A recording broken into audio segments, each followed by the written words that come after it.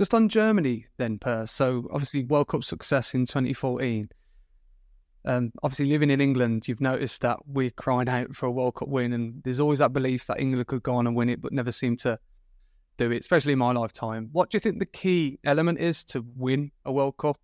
Is there anything that, on reflection of that period, it stands out that was the kind of key factor that enabled you to win it? I think England is on a good way. You just got to trust the process. With Germany, we had from 2006 until 2014, we had like 5 major tournaments to play until we won something. 5 major tournaments where young players were trusted. 2006, that was kind of Jürgen Klinsmann came in and said, listen, these 5 come in. Philipp, Lahm, Podolski, Schweinsteiger, myself. At that time, it was Thomas Hitzelsberger as well. Like kind of 5 players coming into the scenes, 21, 22, ready to grow, ready to give time. Confed Cup 2006 to play the home World Cup, finishing 3rd. Then 2008 finishing 2nd, 2010 finishing 3rd again, 2012 semi-final again, and then winning it. So we went through a cycle of where we had small steps and successes where we just kept going and thinking, we're going to grow our experience, the core will stay, we'll stick together. We just add bits and pieces that will complement a team ethos. Because that's really difficult, right? 23 players go into the tournament. At some stage, 11 will play, 12 will be disappointed. How you keep that energy growing within the team, that everyone has got a role to play. Everyone has got to respect the decision of the manager, but trying to give everything to convince him, to put me in next time. So the team dynamic is so crucial in a World Cup. I couldn't highlight it more, that there's so many difficult scenarios. You got to have a good selection of group together that understand their role and execute it to an extent. I mean, on the individual basis, yeah, we had like good players, don't get me wrong, especially in 2014. But when it mattered, we were just a stronger team, mentally, physically, but then as well executing. Like semi-final against Brazil, I think we had 5 chances first half, 5-0, bang, bang, bang, bang, bang. It was just the German way of being really efficient, with everything we did.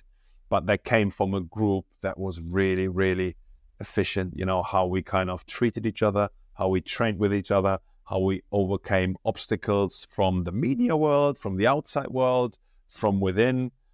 We had a fantastic group of players that, with a lot of experiences, with a lot of tough experiences, with a lot of semi-finals that led to the 2014 and kind of the pinnacle, like the top of the mountain where it was just meant to be. I think we just deserved it in the final against Argentina. You could argue they were the better team, had the better chances. They couldn't execute. We had that one chance. Mario Götze just executed it. That's it. That's the story. But I think the journey started in probably 2004 after we got knocked out in the Euros.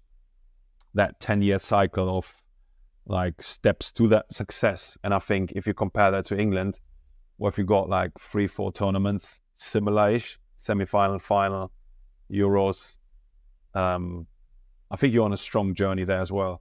And if I compare it, that's what we had to experience to be, on top of the world. And the feeling is brilliant. But now, on reflecting back, there's a lot around the team that needs to get solved, and sometimes selection of is key. And I think we had the right people sitting in the right seats on that bus towards Brazil.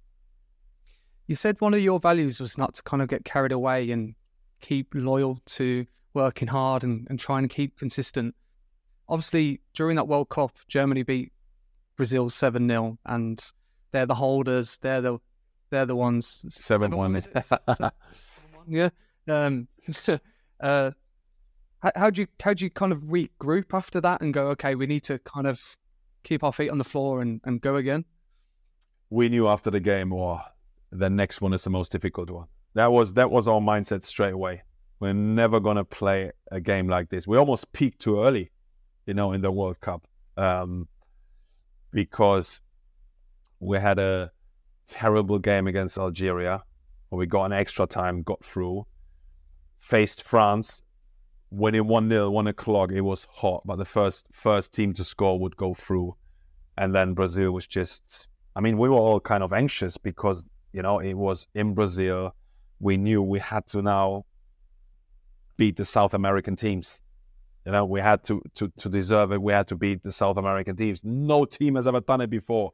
There was a big burden on us, really. And after the Brazil game, because from the outside, Brazil was so excited, then were shocked, then they were disappointed, and then they were angry. Like the fans, like the whole turnaround of that was just, like, it was terrible for them, but it was amazing to watch, you know, how it all unfolded.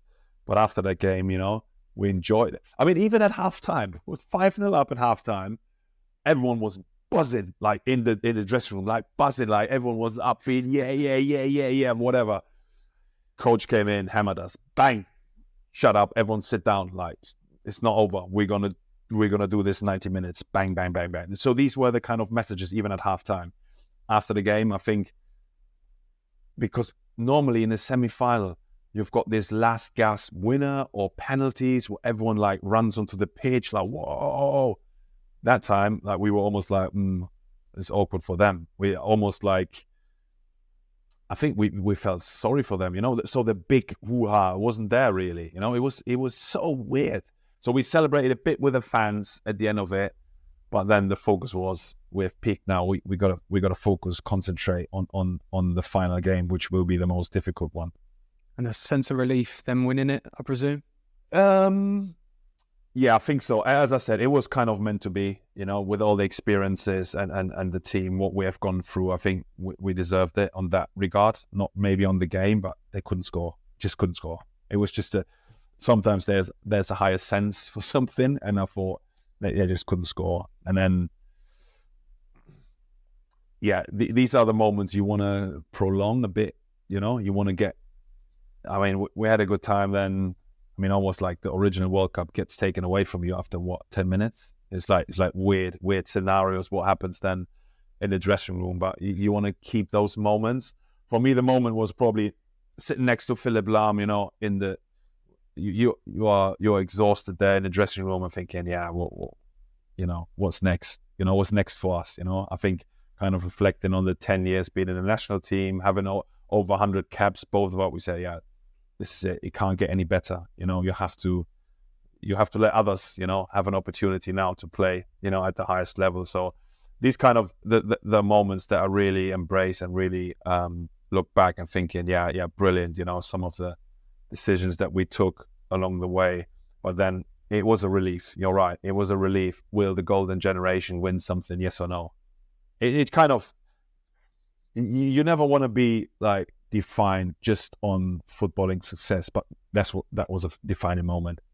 That tournament, it was a defining moment for that team being together for such a long time. The core being together for such a long time, not winning anything.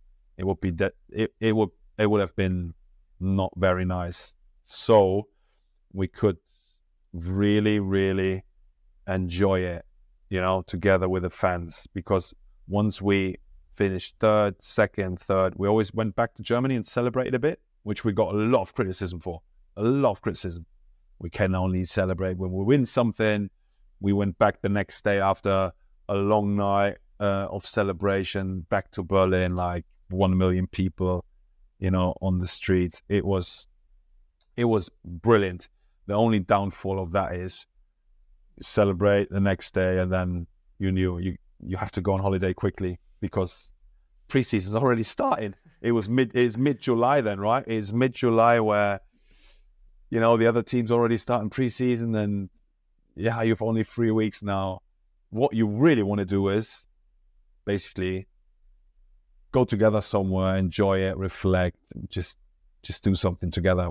We didn't have time for that, and next year we're going to do something together because it's 10 years, which I'm looking forward to seeing everyone back. Please do me a massive favour by clicking the subscribe button now below. It helps the channel grow. The bigger the channel, the bigger the guests, and it's free.